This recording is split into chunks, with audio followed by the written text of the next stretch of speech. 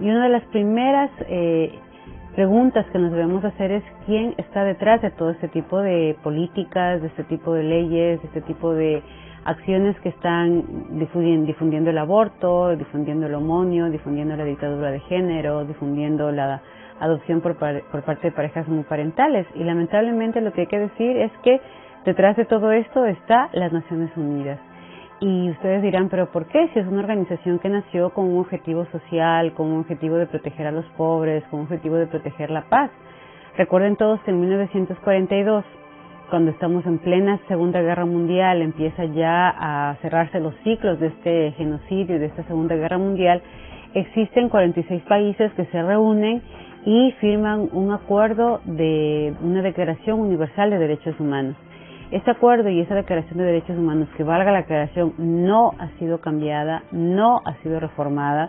Por lo tanto, todos aquellos que hablan de nuevos derechos o derechos progresivos o derechos actuales están mintiendo. En ningún momento estos 46 países se han reunido y bajo común acuerdo han dicho vamos a cambiar la Declaración Universal de Derechos Humanos y a partir de ese momento hay otros derechos, hay unos nuevos derechos, van a empezar a generarse procesos progresivos de derechos. No existe tal cosa. El derecho a la vida sigue tal cual intacto como estaba en la Declaración Universal de Derechos Humanos, porque si yo no tengo derecho a la vida, entonces ¿a qué tengo derecho? Si a mí me matan en este momento, ¿de qué me sirve tener derecho a la educación? ¿De qué me sirve tener derecho a la salud? ¿De qué me sirve tener derecho al trabajo si ya estoy muerta? Entonces, eso es lo que pasa con el derecho a la vida al momento que está siendo atacado. Si yo declaro una ley dándole permiso a una madre para que mate a su hijo, entonces se acabó el derecho a la vida. Y atentar contra el derecho a la vida es atentar contra un derecho universal que está reconocido inclusive en esta declaración desde el año 1942. Ahora, el momento en que estos acuerdos se firman, las Naciones Unidas conjuntamente con estos países establece que cada país va a dar una cuota mensual, anual, para poder entregarle a las Naciones Unidas con el objetivo de desarrollar proyectos sociales, proyectos a favor de la paz, proyectos para la mejora de la calidad de vida de las personas, proyectos de participación ciudadana, de mejoramiento de procesos democráticos. Una vez que se dan estos acuerdos, empiezan a haber una serie de conflictos. Se empiezan a pelear Perú con Ecuador, se empieza a pelear Chile con Bolivia, y en América Latina, que son los casos más cercanos. Y entonces estos países exigen que las Naciones Unidas actúe en función de sus intereses. Como no ha habido esa aceptación o no han actuado en función de lo que esos países creían, estos estados deciden no darle la cuota correspondiente a las Naciones Unidas.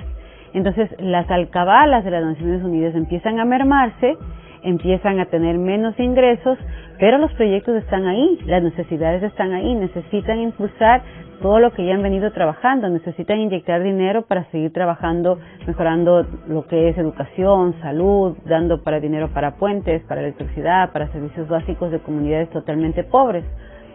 Y es ahí donde empieza a generarse una serie de benefactores. Entre los benefactores que más han impulsado este tipo de proyectos están las farmacéuticas. Entonces las farmacéuticas le dicen a las Naciones Unidas, ¿saben qué? No se preocupen. Ustedes sigan trabajando, nosotros les vamos a ayudar, usted siga haciendo puentes, siga difundiendo libros, siga trabajando en proyectos de salud, de educación, nosotros les vamos a seguir dando dinero. Solo un pequeño detalle, en todos sus proyectos van a poner un eje transversal, ese eje transversal se va a llamar salud sexual reproductiva y género. En principio no se llamaba así, se llamaba anticoncepción y aborto y derecho a la homosexualidad. Pero como a todo el mundo le preocupaba esos términos, nadie quería el derecho a matar un hijo, nadie quería el derecho a vivir entre hombres o entre mujeres, o tener relaciones con animales, o tener relaciones de adultos con niños, porque a la gente le parecía terrible como sociedad. Entonces ellos tratan de generar un cambio cultural a través de usar términos muy bonitos, ¿no? Entonces, ¿quién no quiere derechos? Todos queremos derechos. Entonces vamos a llamarles los derechos de salud sexual reproductiva. ¿Quién quiere derecho a decidir? Todos queremos derecho a decidir. No queremos que nadie nos imponga absolutamente nada.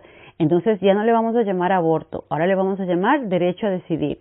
¿quién quiere vivir su vida como le da la gana? O sea, ¿quién, al que le apetece vivir entre casados, solteros, viudos, con animales, con adultos, con niños y todo?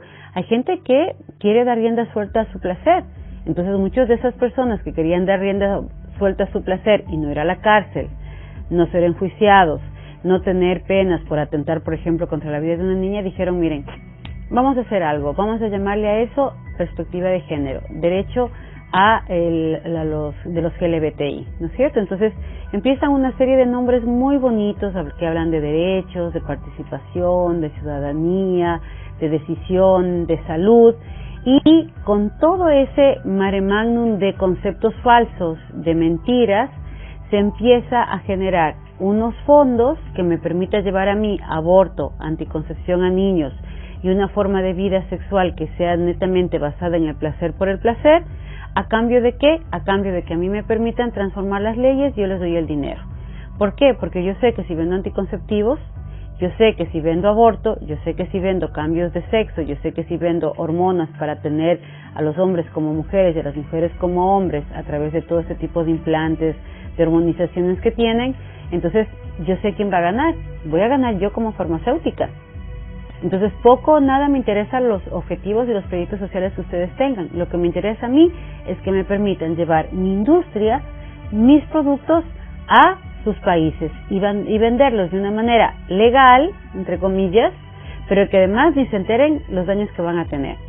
A cambio de eso yo les voy a seguir generando una serie de cuentas con las cuales ustedes van a poder implementar los proyectos. En definitiva, ¿de qué se trata? Yo le voy a dar a Ecuador $300,000 para que mejore su sistema de salud. Pero a una vez que le digo que va a poder pintar los hospitales, va a poder cambiar las camas, va a poder pagar mejor a sus médicos, va a poder tener mejores equipos, simplemente le voy a pedir que dentro de los consultorios que haga en todos los centros de salud, en todos los hospitales, van a tener un ala destinada estrictamente para difundir los derechos de salud sexual y reproductiva de los adolescentes. Yo capacito a los médicos para que los médicos sepan qué químicos entregarles a los chicos, qué anticonceptivos entregarles, pero además me hago una ley en donde les digo a los padres de familia y a los médicos que no tienen por qué enterarse de lo que los hijos usan. Y además que les quito el derecho de que los padres de familia sepan los productos químicos que esos hijos están usando, y peor aún las consecuencias. Entonces eso se llama un proyecto de respeto y sigilo del paciente. Entonces, como ya no pueden saber nada, les entregan a nuestros hijos los anticonceptivos de manera totalmente bajo secreto y nadie se va a enterar, y cuando ya su hijo tenga una enfermedad de transmisión sexual, cuando su hijo se haya quedado embarazada, cuando su hija tenga algún problema por el aborto que hizo, nadie se va a enterar más que cuando ya esté el problema dado, y ahí sí, nuevamente usted va a tener que acudir a las farmacéuticas, porque las farmacéuticas son las únicas que le van a poder vender los químicos para sanarle de la enfermedad de transmisión sexual, los medicamentos para sanarle los daños físicos que le causó el aborto o los cambios hormonales que su hijo se estaba tomando. En definitiva, ¿quién gana con todo esto? Las farmacéuticas, porque es un negocio que a un niño de 10 años, yo como farmacéutica le enseño qué productos usar, cómo puede ir su secuencia de uso, además le digo que no le va a pasar nada porque es 100% seguro, además le digo que es su derecho. Entonces, cuando tenga esta persona 50, 60 años, me he asegurado un cliente a tiempo completo por 40, 50 años. Ese es el punto. Entonces, aquí lo que hay es un negocio de muerte. Detrás de todo esto hay usted me ayuda a distribuir mis productos, yo los distribuyo legalmente en su país, y a cambio de eso, usted lo que recibe son fondos también para poder aplicar a los proyectos. ¿Cómo se da esto? Pues miren, el lavado de dinero de las farmacéuticas es tan sencillo que las farmacéuticas destinan un dinero para ser entregado para estos proyectos sociales para vender sus productos. Pero como no pueden venderle directamente a las Naciones Unidas porque sería muy escandaloso que las mismas Naciones Unidas que distribuye los anticonceptivos sea la beneficiaria de estas ONGs, de estas farmacéuticas que venden y producen esos productos, ¿qué es lo que hacen? La farmacéutica le dona generosamente una cantidad de dinero a una ONG que está trabajando años en el mercado del aborto y la anticoncepción, que son Planned Parenthood, la IPPF, Good Measure Institute. Entonces, estos institutos, estas organizaciones reciben de las farmacéuticas de esta donación. Una vez que he recibido la donación destinada para difundir el aborto, la anticoncepción y la ideología de género, yo hago un convenio con una organización estatal como USAID, como el Fondo de Población de Naciones Unidas, para que le pongan nombre de proyecto social a estos fondos. Entonces yo le entrego a USAID una cantidad de dinero que a mí me vino de las farmacéuticas para que ellos lo transformen en proyectos sociales. ¿Qué es lo que dicen? Entonces vamos a trabajar el dinero para proyectos a favor de las mujeres, proyectos para reducir la violencia contra las mujeres, proyectos para jóvenes en el tema de salud sexual reproductiva, perspectiva de género, prevención de enfermedad de transmisión sexual, prevención de contagio de VIH-Sida. Todos esos nombres suenan muy bonitos, pero si usted revisa todos estos nombres, prevención de embarazo adolescente, que son problemas reales, situaciones difíciles de enfrentar, pero todos estos nombres de proyectos sociales muy bonitos se reducen a dos cosas: entrega de anticoncepción y entrega de abortos químicos o de leyes a favor del aborto. Si usted revisa, no hay nada más. Cómo usar anticonceptivos, qué anticonceptivos usar y cómo distribuirlos. Y además luego el acompañamiento para eso. Una vez que yo le he enseñado al público mi producto, le he dicho cómo usarlo, además le he dicho dónde lo puede conseguir, además se le dice a la gente, es gratis. Los preservativos se les entrega gratis a los jóvenes. Mentira.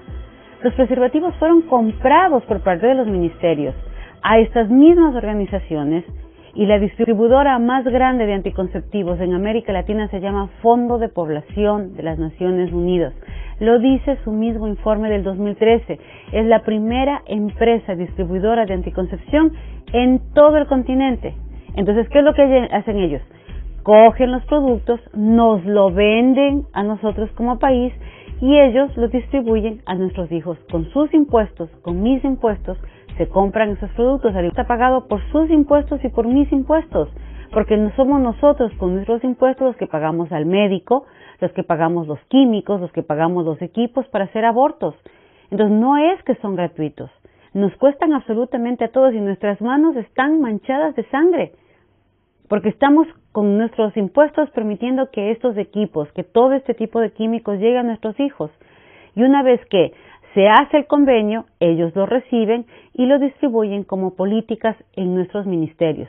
Se cambian las leyes, se invita a políticos para que vayan a los encuentros de las Naciones Unidas, se les paga viáticos de $2,000 diarios en hoteles de lujo, y el momento que van allá 3, 4, 5 días se les hace toda una capacitación de qué decir, cómo decir, qué hacer, y se les entrega una carpeta con todo el marco de cómo tienen que hacerlo para que luego ellos vayan a su país y en función de sus leyes transformen esas leyes que son a favor de la vida en leyes a favor del aborto, leyes a favor del derecho de los jóvenes en leyes que favorezcan la anticoncepción, leyes a favor de la democracia en leyes que inclusive haga pelear a hombres y mujeres, en donde se le pone al hombre, porque aquí uno de los que más ha perdido es el varón, se le ponga al hombre como el monstruo al que hay que atacar, al que hay que destruir, y la mujer quede como la víctima permanente de este varón, al punto que nos han hecho verle al varón y a la mujer como dos enemigos irreconciliables,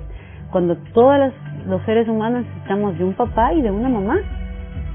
Las mujeres y los hombres tenemos que ser complementarios, no enemigos. Entonces, con todo este marco legal, una vez que llega al país, se transforman las leyes, se transforma el Ministerio de Salud, se transforma el Ministerio de Educación, empieza a entrar este cambio cultural, este cambio legal en nuestros países, y a raíz de eso es que ha empezado a ingresar la cultura de la muerte con unos nombres bonitos, con mucho dinero. ¿Para qué? Para engrosar las ganancias de estas farmacéuticas que llegan a ganar anualmente $456 millones a cambio de enfermar a los jóvenes, matar niños por nacer y destruir familias. Y es por eso tan importante que nos empezamos a capacitar sobre, cuando nos hablan de derechos de salud sexual reproductiva, si son o no son derechos, o son simplemente un pretexto para engrosar las arcas de esas organizaciones internacionales.